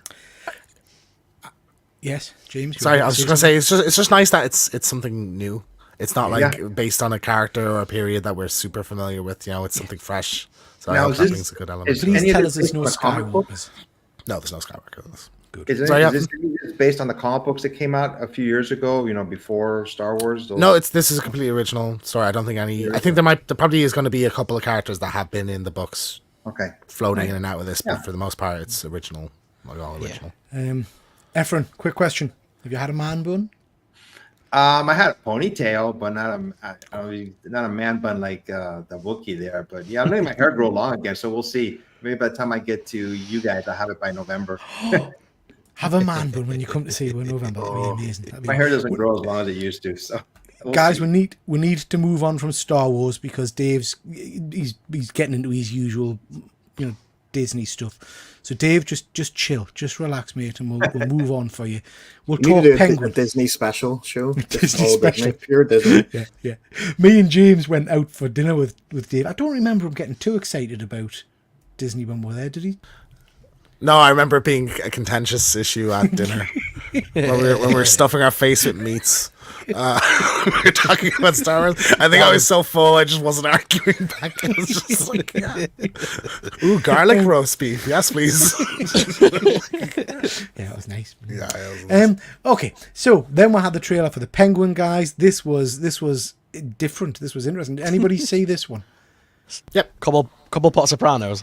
Yeah. I don't know what I was expecting. Yeah, what did you think? It's not the Penguin. To me, it's not the Penguin anyway. Yeah, I mean, it's If you'd have said that it's a movie based on the Falcone family, hell yeah, I'm all for that. And then that looks like that, but he don't look like Penguin to me in this one. It's it's too realistic, isn't it? Well, this is the character that's in the Batman. Yeah, you know, it's and the that's what they Batman promised version, us. I'm really excited for this. I think this could be great. Just like a gritty, crime drama. Like when they're done well, they can be amazing. So and I feel like there will be an Anyone Can Die, other than Penguin, probably Anyone Can Die. Curious if there's some comic characters that might get thrown in this that we don't know about yet. That'll be interesting. I wonder how comic booky it'll get, or if it'll just stay like. No, we're just focusing on the crime family kind of part of it. I don't think we're getting comic book Penguin at all. I think we're getting No, not even comic book Penguin. But will there be a Victor Zsasz in this, or Black Mask, or something like that? Is that going to be a part of it? But I really like the cast. Christina Milioti, I think, from How I Met Your Mother. She's the mother in it. She's Falcone's daughter, I think. So it's a power grab between the two of them. So like that she looks great in this. So I love the visual style of it as well. And Batman's probably going to show up in it. You think? At some point, I think so. Yeah, for a scene at least. Well, I'm excited. It looks okay. I think I will obviously watch it, but it looks okay. Before we move on, anything from anyone else about this? Might surprise you, but I've not watched the Batman, so this iteration of the Penguin sort of doesn't mean much to me. But I like how it looks. I think like a crime sort of family drama story in the world of Batman makes sense. And the surprise hasn't really been done before. So and Colin Farrell is a great actor. So yes, he is. It's more kind of gritty and realistic, I guess, which is very much like the Batman movie. Efren, before we move on, anything you want to add? Or? Nah, I probably won't go see it. Yeah. Nah. Ooh, this is sexy. I'm looking forward to this. James, you asked for this to be put in. Tell a little bit about this. Yeah, so we got 2 trailers for House of the Dragons. There's a greens and a blues, greens and blacks. So there's just each trailer focused on the one side of the conflict. I can't wait for this, man. This looks great. Like, I'm just so excited. I just thought the first season I was blown away really by how much I liked it, and that is very much set up for the events in this. And there's even moments in this trailer that I'm like, oh yeah, I think this is going to be the sequence starting, So I'm really excited. But like Matt Smith's just incredible in this. So to see more of him, his rivalry with the kid with the eye patch, can't remember his name. Eye Patch Kid. Yeah, I'm stoked, man. It's going to be great. Yeah, I'm excited for this. I loved the first season of this far more than I expected to love it. Anybody else watched the first season of this? That was yeah. It was great. It was great. I'm stoked for this. Can't wait for it. My problem is I keep forgetting who everybody is because they've all got weird names. And I don't think the time thing helped. Do you know the change in the actresses? Yeah, the caption. Yeah. Without even explaining it either, and we're like, hang on. So I was watching it with the wife, and like, is this the same as this? And then, okay. I'm glad it wasn't just us, because me and my wife were kind of trying to get our heads around the different families. No, like an episode can take place over like 6-7 months, and you don't really know that. Like, so it's I get that. Game of Thrones, I think, has that's a problem as well. Yeah. Very cool. Looking forward to that one. That's going to be fun. Just mention briefly, guys, that our next I Can View This All Day will be Batman 66. So if you want to kind of take part when we air this, please do try and catch and watch Batman 66 before next week. That'll be going live on Tuesday at night. Why is Joker and Penguin wearing masks? Not a clue. As if people aren't going to know it's them. It's a gritty crime drama. That's Set in the world of Batman. yeah, very cool. And then over on one good scare. We're going to be doing I'll Be Right Back, where we're talking The Omen. Yeah, that was really interesting. So that will be going live Friday. So so we have 3 videos plus this week or over the next week or so. So we're gonna have Ghostbusters, I think, tomorrow. Immaculate. No, sorry, Late Night with the Devil on Thursday, and then this will probably be Saturday, and then we'll have Immaculate on Monday or Tuesday. What are your parameters for a scary movie? Do you really think Ghostbusters is a scary movie? It's spooky themed, you know. Okay. I think that kind of counts. Like a fucking, I just have a pure self indulgence. We're doing a Scooby Doo movie at some point, Cool. you know. So yeah, counts. Okay, chaps, let's talk Ghostbusters. Efren mentioned Ghostbusters there, so obviously we've all been to see, apart from James, been to see Ghostbusters. Yeah, we'll get into what we thought of the movie soon, but just for a bit of fun, I saw this pop up, Ghostbusters nicknames. So what's your nickname? So mine is Grand Boo Buster. I quite like that, Grand Boo Buster. What about yours, James T? Who are you? I'm Commissioner Spectral Slayer. Sucks. I Sucks. quite like that. So why am I a commissioner? Why like commissioner characters in this don't get like cool names? What is this thing? I'm more concerned that you're born in the 90s, you child. Go away. Go to bed. It's past your bedtime. I know, right? So little baby. Sorrel, what about yourself? Who are you? Professor Curse Collector. So that's kind of fitting. I like that. Oh, yeah, that's good. James? I am Professor Shadowstalker, which I have been sounds accused very of cool. before. So Yeah. it's not out of the ordinary. And Efren, unfortunately, only goes back to the 70s, mate. So Yeah, I'm totally So you- against it. So I'm gonna not give my comment out, because I was born in 1959, so they have nothing from the 50s there. So sorry. Well, let's make You- one up on the spot. you can be Lord, whatever. Let me see, Lord Shadow Stomper. Nice. yeah. Very cool. I like that. Okay, guys. So Ghostbusters, obviously it's a big franchise. We've seen a number of Ghostbusters movies. We've had the original, and then 2. And then we had the Answer the Call, which I think gets a lot of grief, but I don't think it's that bad. I quite enjoyed it. We had Ghostbusters Afterlife, which really, really kind of jumped in on the nostalgia side of stuff. And then we've had the real Ghostbusters cartoon. And we've got the most recent outing of the Ghostbusters. So, just quickly, chaps, out of all of those, if you could only watch one or have one entry into the Ghostbusters franchise, which one would it be? You've got to bin the rest of them. I'm going to start off and I'm going to go real Ghostbusters. I love that cartoon back in the day. So, yeah, that's mine, real Ghostbusters. We'll start with James T. Well, they're all shit.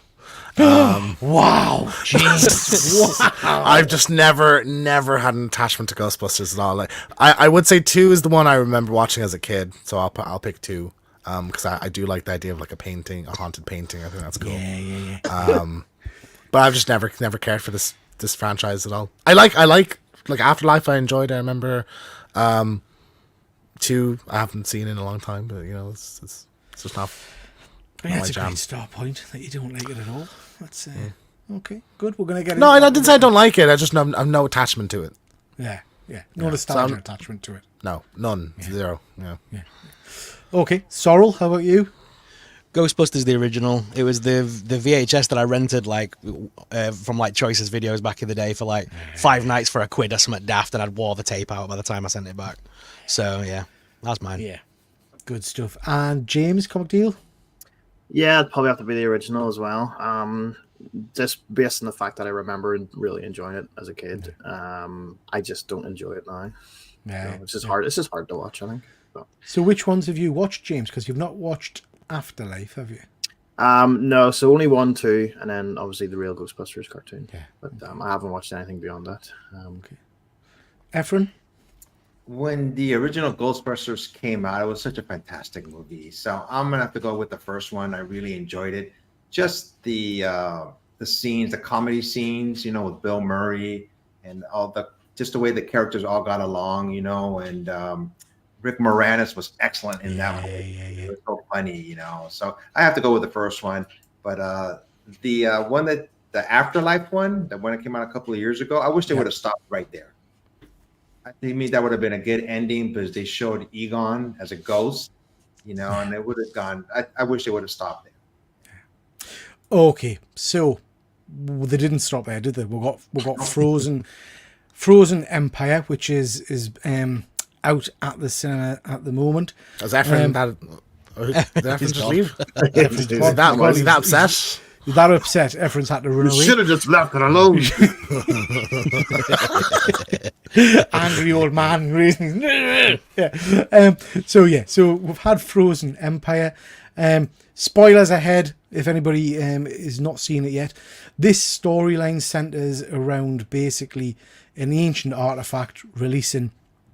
Oh, I'm sorry, Efren. Did we upset you? No, my little dog was messing around, and obviously I messed up myself. So You've messed yourself. what? I messed up. Okay, right, okay. So the plot surrounds basically a mystic artifact. The usual kind of trope of the townhouse thing, the firehouse, the ghosts all escaping from the machinery, the evil spirit coming to get. I'm sounding a little bit negative because I feel like we've done this 150 times in this particular series. We get the excitement of, again, seeing all the old people in the uniforms. This time we've got Janine back, but they're all there, excuse me, with a whole host of new cast. More new cast members than you can shake a stick at. We didn't see this scene, did we? Did we see this scene with the thing in the background? Yeah. Did we? Yeah. I must have nodded off. Yeah, of course. Do you remember this one? Because I remember seeing this in Empire magazine and thinking, I'm sure there's going to be something on that green screen behind him, and it really wasn't. It was like that in the film. It wasn't. Yeah, it wasn't. So we get a whole host of new cast members and recurring and people brought back in. We get kind of a bit of fan service in terms of characters from the old movies being brought back as well. And then we get some classic ghosts turning up. So we get Slimer back, and then we get various other ghosts. We get the library ghost, and then there's the lions and all that kind of stuff. I'm sounding slightly negative, guys, and I'm going to tell you why. Because I went into this hoping that this was going to be a really, really nostalgia-filled kind of movie for me and get us excited for Ghost. I loved the last movie. I thought the last movie was great. I just didn't feel anything for this, and I don't know why. I don't know why it didn't excite us. I don't know why I didn't kind of come out grinning. It just felt like I'd seen it all before. I wanted something different from Ghostbusters, and I didn't get it.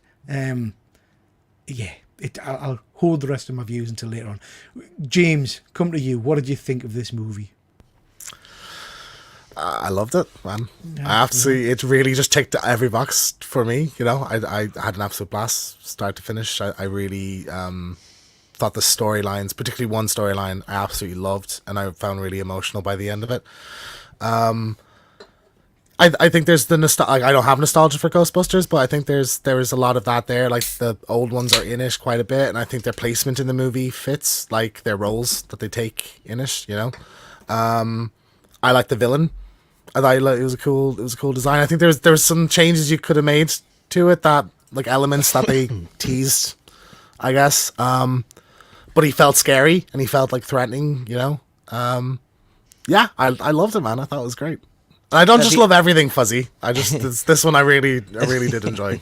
At the end, when he loses his horns, with nobody else thinking in their head, "From once you came, you shall remain until you are complete again." Yeah, exactly. Yeah. So you're a fan, James. You're a big fan, eh?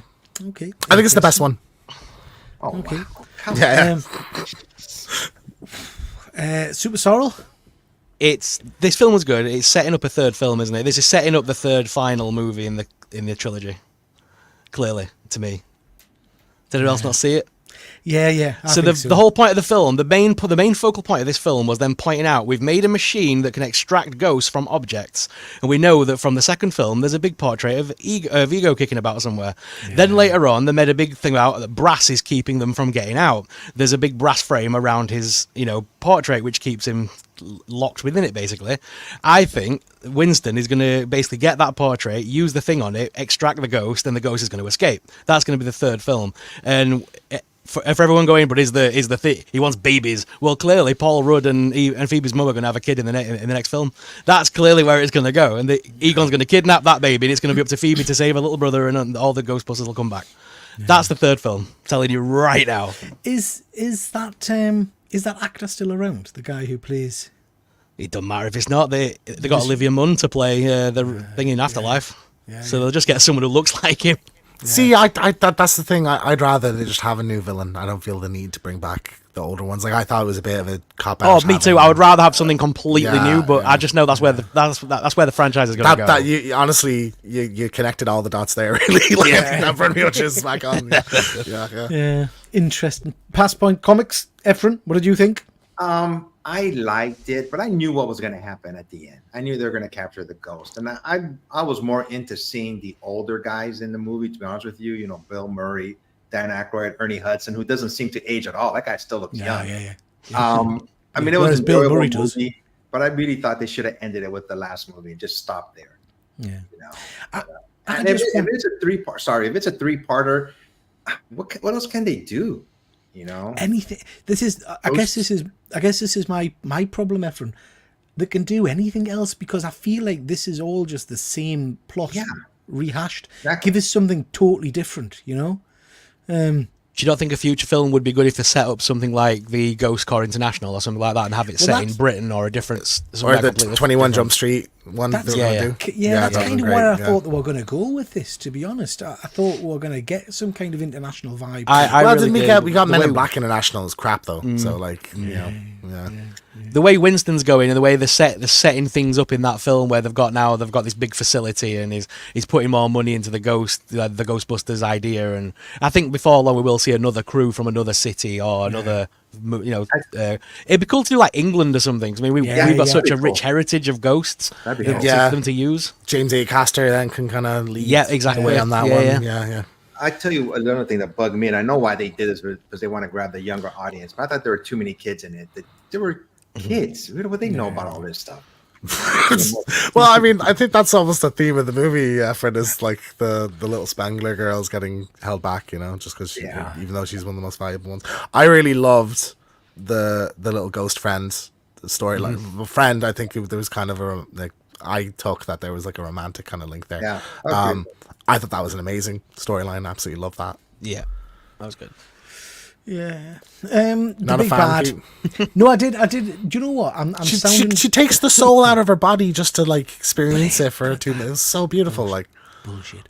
I did. I thought it was a good film. It just didn't blow us away. It didn't.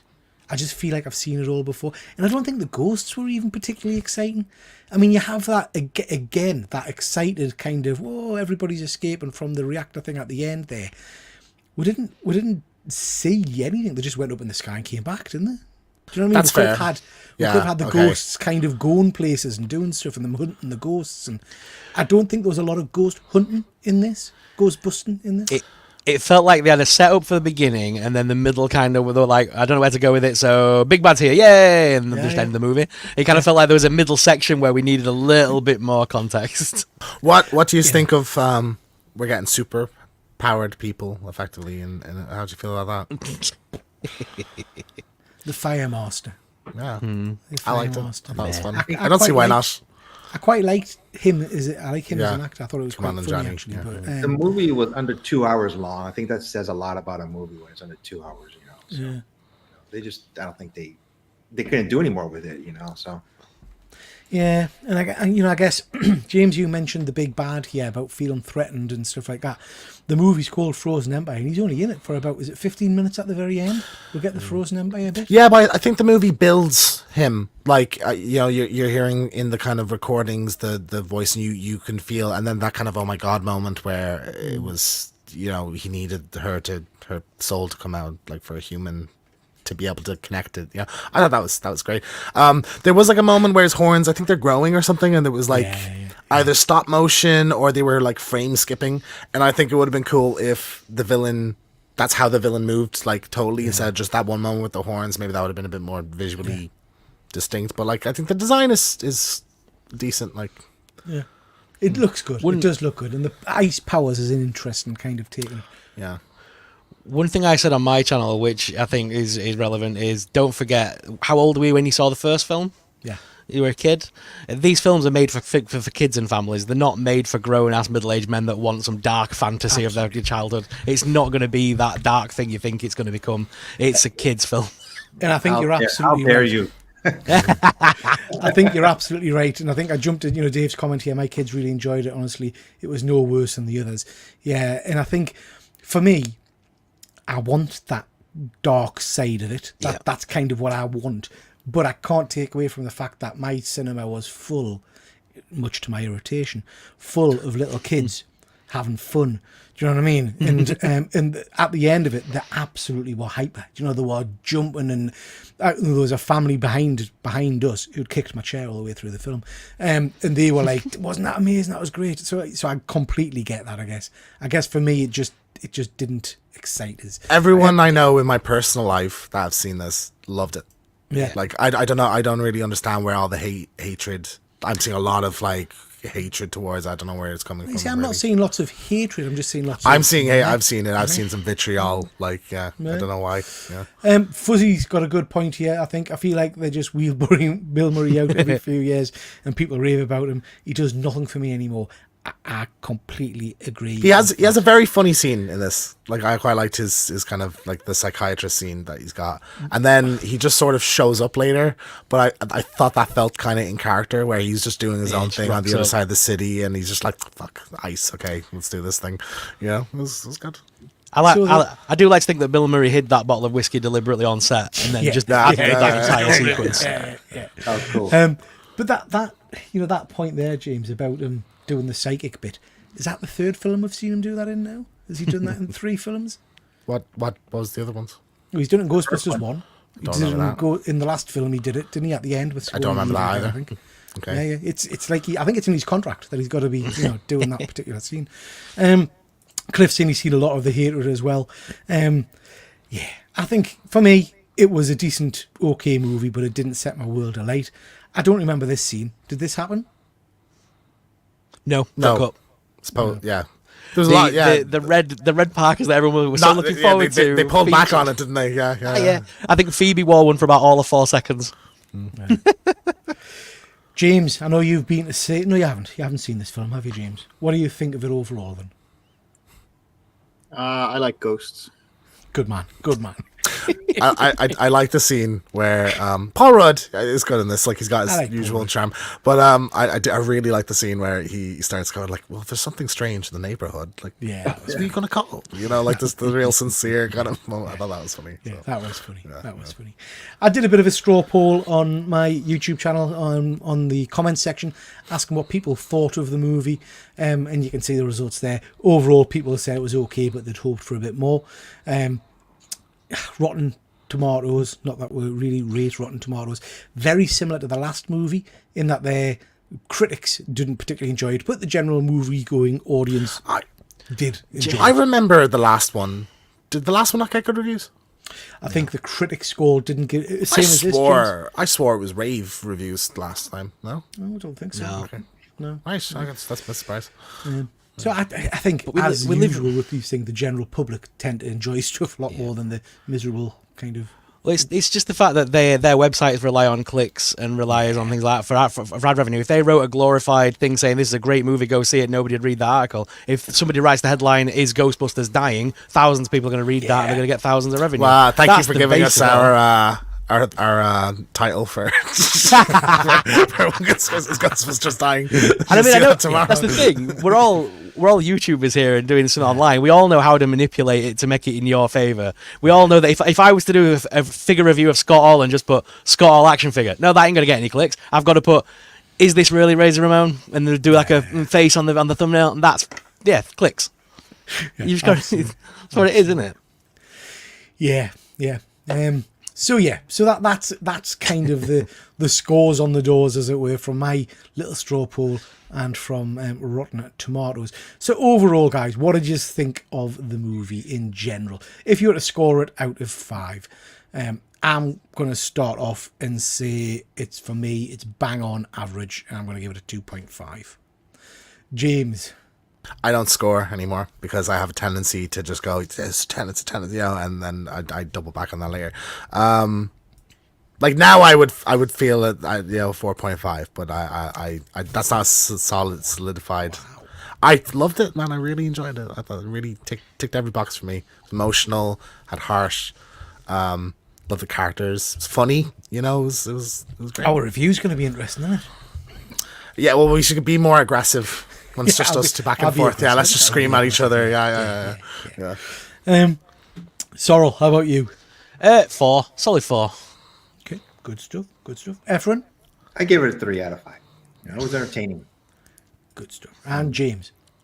5 out of 5 with Bus Ghosts again. Good man. So that's Ghostbusters Frozen Empire at the cinema at the moment. Worth checking out. And like much of the movies that I go and see, I will go back and check it out once it comes out and see whether my opinion has changed, as it did with some other movies we've seen. I don't score anymore. Always changed. I don't trust any of James's reviews. Far too positive about everything. Makes me sick.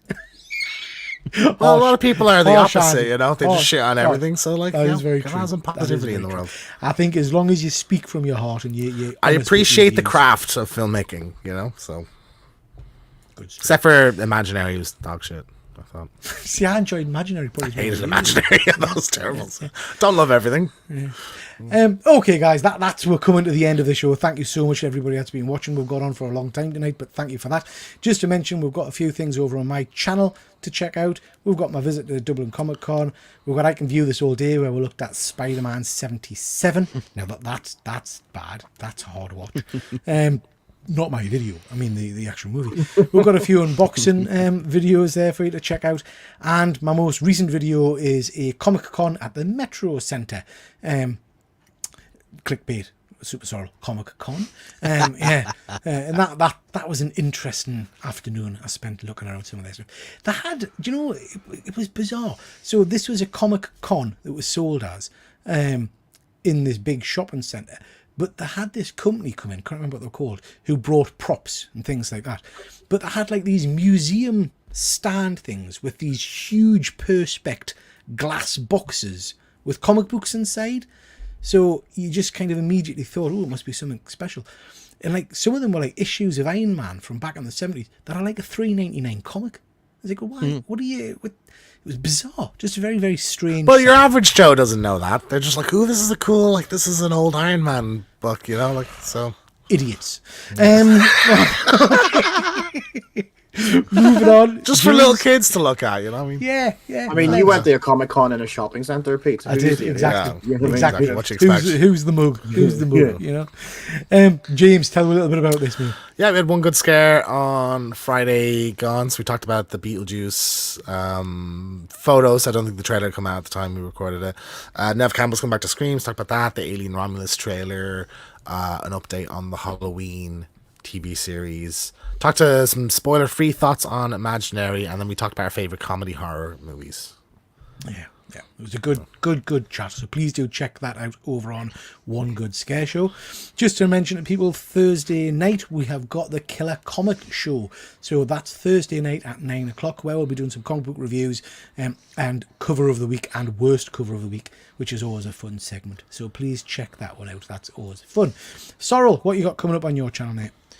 Coming up this week, I've got the remaining reviews of all the WB stuff that I've just done.